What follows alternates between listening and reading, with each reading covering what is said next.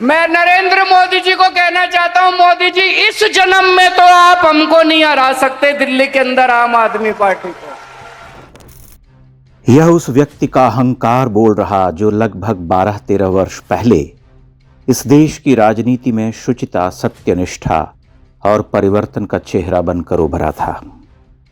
आज उस व्यक्ति का अहंकार ध्वस्त हो गया, मानो किसी ने चुपचाप मुस्कुराहट में उसे पी लिया हो। अपनी ही सीट से चुनाव हार चुके केजरीवाल जी के गाल पर एक झन्नाटेदार तमाचा पड़ा हो, वह सन्न रह गए हों। यह क्या हुआ?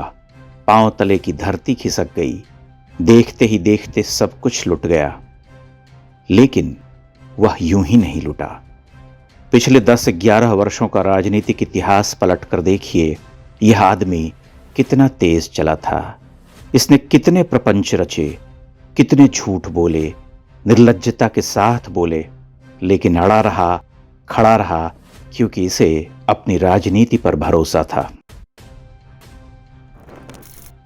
अरविंद केजरीवाल झूठ की बुनियाद पर राजनीति में आए थे। याद कीजिए, तब उन्होंने अपने बच्चों की कसम खाई थी कि वे राजनीति में नहीं आएंगे। वे आए, जो कसम खाई थी उसे चबाकर पचा गए। राजनीति में आने के साथ ही उनकी मंशा स्पष्ट हो गई थी। वे नरेंद्र मोदी से दो हाथ करना चाहते थे। आपको ध्यान होगा, उन्होंने 2014 के आरंभ में ही गुजरात का दौरा किया था और वहां भांति भांति के करतब दिखलाए थे। तब उनके दिमाग में यह बात थी कि सबसे पहले गुजरात के अजेय मुख्यमंत्री का गढ़ ध्वस्त करना होगा, जो अब एनडीए का प्रधानमंत्री प्रत्याशी घोषित हो चुका है। उन्होंने वहां 2 सप्ताह तक अनेक नाटक किए। लोकसभा चुनाव में वाराणसी से मोदी के सामने उतरे और परास्त हुए। उनके नाटक मंचित होते रहे। दिल्ली के चुनाव में मिली प्रचंड जीत के बाद अरविंद केजरीवाल का दिमाग 7वें आसमान पर जा बैठा। वह एक घोषित अधिनायकवादी नेता बन गए और पार्टी अपनी इच्छा से चलाने लगे। उनके साथ के नेता छिटकने लगे। कई महान साथी उन्हें छोड़ गए, लेकिन केजरीवाल टस से मस न हुए। उन्होंने झूठ को अपने जीवन का मूल मंत्र बना लिया। वे पूरी ठसक और आत्मविश्वास के साथ हर दिन, हर मंच पर झूठ बोलने लगे। मोदी की अवमानना चलती रही। उन्हें भ्रष्ट, अनपढ़, सबसे खराब प्रधानमंत्री कहने का सिलसिला जारी रहा। दिल्ली को अपनी मर्जी से हाँकने की कुचेष्टा कभी थमी नहीं। कहना होगा कि भारतीय राजनीति में इतना धृष्ट और बड़बोला नेता आज तक नहीं आया। केजरीवाल ने देश के कई राज्यों में बीजेपी को चुनौती दी, बड़े बड़े दावे किए, लेकिन लगभग सभी राज्यों में उनकी पार्टी औंधे मुंह गिरती रही। उनके प्रत्याशियों की जमानत जब्त होती रही। वे नहीं रुके, उनका दर्प नहीं टूटा। उन्होंने दंगाइयों को खुलेआम पुचकारा, उनकी पीठ ठोकी, जिसका भयावह परिणाम था 2020 का दंगा। उनकी पार्टी में छटे हुए बदमाश, दंगाई, बेईमान भरते रहे। वह ईमानदार बनकर अट्टहास करते रहे। उनका दर्प ऐसा कि वे किसी भी मंच पर खड़े होकर भारत के प्रधानमंत्री का उपहास करते। एक समय के बाद उनकी पार्टी के बड़े बड़े नेता भ्रष्टाचार के गंभीर आरोपों में जेल जाने लगे। वे खुद जेल चले गए, लेकिन उनकी अकड़ ढीली नहीं पड़ी। पार्टी में उनका ही बोलबाला रहा। अरविंद जी कट्टर ईमानदार रहे। चमड़े की साधारण सी चप्पल और लंबी लटकती कमीज पहने केजरीवाल जी बलेनो कार से लग्जरी कार तक आए। करोड़ों का शीश महल बनवाया। दिल्ली की शिक्षा व्यवस्था में आमूल चूल परिवर्तन के विकराल डींगे हाँकी। सैकड़ों झीलें खुदवा डाली। दिल्ली को लंदन बना दिया, लेकिन असलियत में लोगों को छक कर दारू पिलाई। दारू कांड में उनके प्रिय मंत्री फंसे, जवाब देते न बना, लेकिन उनका ताप कम न हुआ।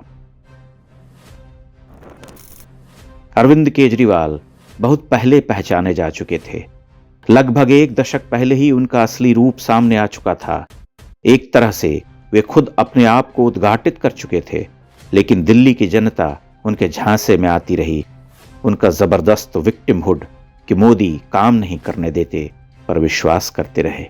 उन्होंने एक झूठ को छिपाने के लिए अधिक विश्वास के साथ दूसरा, तीसरा, चौथा झूठ बोला और इसे अपना मूल मंत्र बना लिया। लेकिन हर झूठ की आयु होती है, वह अनंत समय तक नहीं चलता, अनावृत हो ही जाता है।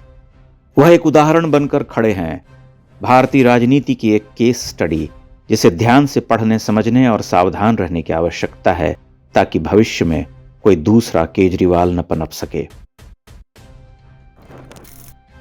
दुर्भाग्य की बात है कि अरविंद केजरीवाल ने इन वर्षों में दिल्ली में अपना तगड़ा नेटवर्क बना लिया। फ्रीशिप की उनकी पॉलिसी इतनी कारगर रही कि आज भी वो हाई वोटिंग परसेंटेज के साथ चुनाव हारे हैं। वो अपनी सीट हार गए, विश्व के महानतम शिक्षा मंत्री हार गए, लेकिन खरपतवार इतनी जल्दी नष्ट नहीं होते, उन्हें निर्मूल करना होता है। आम आदमी पार्टी और अरविंद केजरीवाल देश के लिए प्रचंड घातक हैं।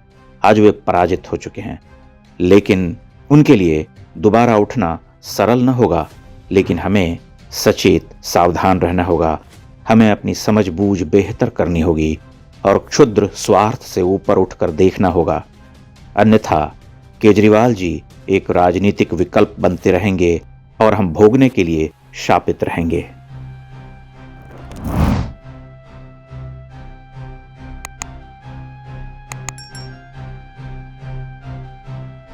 इंडेक्स ऑनलाइन के वीडियो समाज को समर्पित हैं। आप इनको डाउनलोड करके जैसे चाहे वैसे प्रयोग कर सकते हैं। चाहे तो आप हमारे टेलीग्राम चैनल से जुड़ सकते हैं। वहां सारे नए पुराने वीडियो आपको मिल जाएंगे। हमारे सोशल मीडिया लिंक हर वीडियो के डिस्क्रिप्शन में होते हैं। हमारा एकमात्र उद्देश्य हिंदू समाज को जागृत और एकजुट करना है। इसमें सहभागी बने। धन्यवाद।